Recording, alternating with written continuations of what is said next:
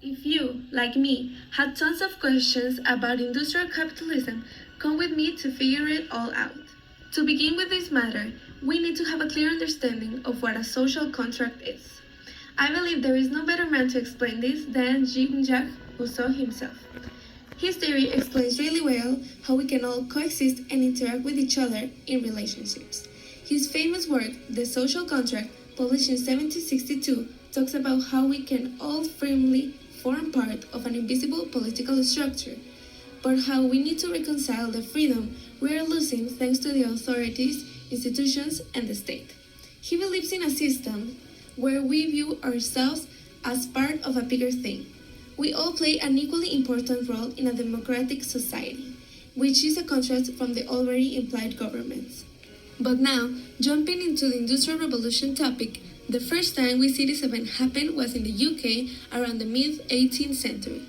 This was the blueprint that eventually led to the often quoted as Second Industrial Revolution that took place in the US around the late 90s, when coal was first used as a source of energy.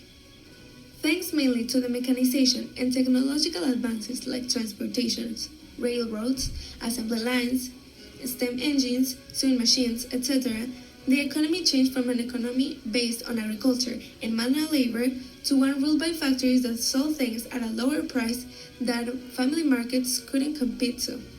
People were forced to move and work at bigger industries that paid a bit more but had horrible working conditions. Since companies produced things faster and paid workers less, owners made a lot of profit.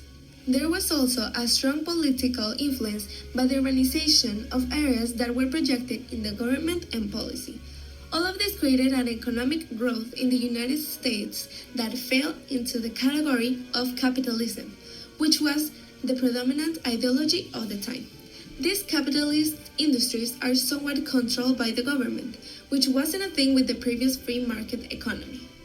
In this picture, we can see the UK and United States economic growth represented by Group 1, showing how much more in comparison to others in the world they had grown, and how they were the firsts. The philosopher Karl Marx had an ideology called Marxism that theorized that this type of system, capitalism, could never be successful under the class struggles that exploited workers could be going through. The inequality of wages and the contrast of owners' profit and job salary would eventually result in a rebellion of the working class and end of capitalism.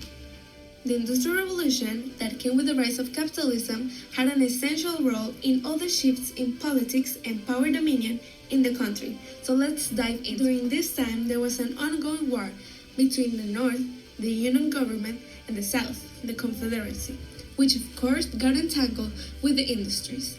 Ultimately, the Union won, so the country was ruled by the industrial North. This was something that clashed with the South, because they had a strong belief that slavery was the best option for economy, but after the Civil War, it was abolished. This impacted the way South industrialized their lands after the Civil War.